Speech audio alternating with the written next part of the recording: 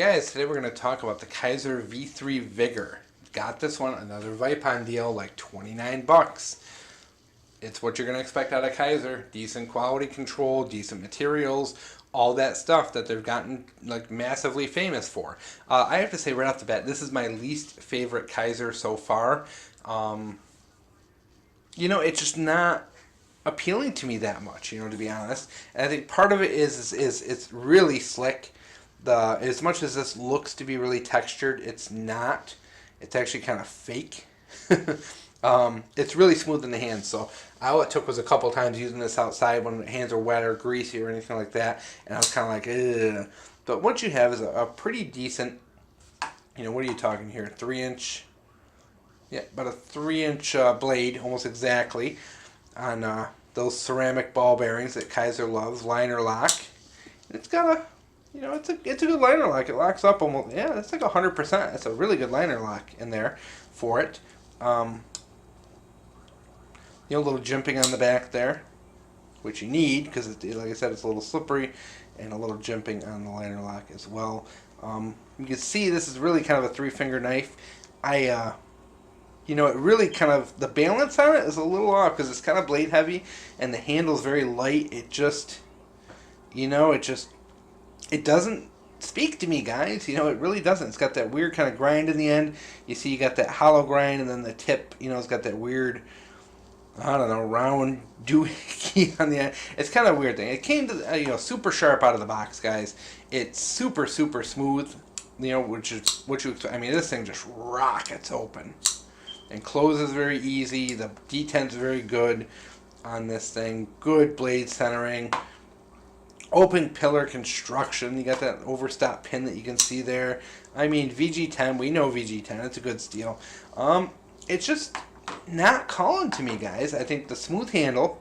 You can see there's almost no texturing to that whatsoever, despite the way it looks. It's a really good slicer, guys. I've cut up a lot of cardboard with this, and it does a very good job because it is very thin. It's a very thin edge, guys. It's very thin. There's not a lot of meat behind that edge. This is a very good slicer. If you're cutting cardboard, this is a really good cardboard knife. It just goes through it. It does tend to bind up a little bit because you have this thicker area here, and the transition the transition between that hollow grind and that swedge or whatever is a little steep. So when you're going through cardboard, it can, especially really thick cardboard, it can bog down a little bit. And that's what I think I did. I was cutting up a whole bunch of cardboard. We bought a new TV. We bought a whole bunch of stuff in 1 week, and just, TV boxes are just really super big, so you got to cut them down to get them into the recycling. Keep the wind from blowing them all over.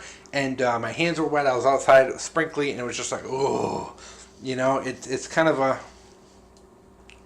yeah. I think this knife, like I said, that really thin edge is very useful. I really like knives with really thin edges. I really think we just overbuild things too much, and we put too thick of blades nowadays. I want to go back to the old days of those just really thin, full flat grind knives that we had for like 80 years that were just great. The pocket clip is not the greatest as well. You can see how far out that shoots. It really kind of sits loosely in the pocket. Now that holds tightly, but even if you're wearing a fairly thick pair of jeans, it's not going to hold well onto the lip of that pocket. So it's kind of a pain. So I gotta say, it's good materials, it's good quality control, it's a good design, but as far as everyday carry, I think this loses a point for that pocket clip. I think it loses a point for that, the toys are coming out, the kids are awake. It loses a point for that weird, kind of flat edge there on the hollow grind, because it does catch up on cardboard. And it definitely loses, I think, a couple points for being so smooth. And which is a shame, because this does not look, when you look at this up close, guys, that doesn't look smooth, does it? It looks very textured, but it's not. It's actually very slick. It's very slick, it's very slippery, and if your hands are the slightest bit greasy, this is a very difficult knife to control, being it's a 3-finger knife. So, for me, it's, yeah, you can hear the toys going now, guys. Yeah, overall, potential to be a good knife. It's not a home run. I wouldn't pay $50 for this. Am I glad I bought it for the $29 or whatever? Yes. because I think it's a great knife for $29, but $50, I would stay away. There's better Kizers out there for the money, to be honest. There's better knives out there for the money, to be honest. In that 3-inch range, you know, it's not the best pocket carry. It's not really pocket friendly. It's not really, you know, like, yes, it's smooth. And if you really, you know, you're a guy who just loves sitting there doing this all day, yep, you'll like this, because this is super smooth. This is one of the, you know, probably top 5 smooth knives that I have. It's super smooth and it just rockets out there. But practicality, not the best, you know. It's got that kind of, you know, I just, like I said, with the cardboard guys, it tend to catch up on that line quite a bit, you know, especially when you're trying to cut, you know, right down towards that end of the knife. But yeah, I mean, it's VG10, it's good, it's not terrible, it's just, you know, not the best design Kizer's had, and not the best design, and it's not the best pocket carry. So I guess that's that.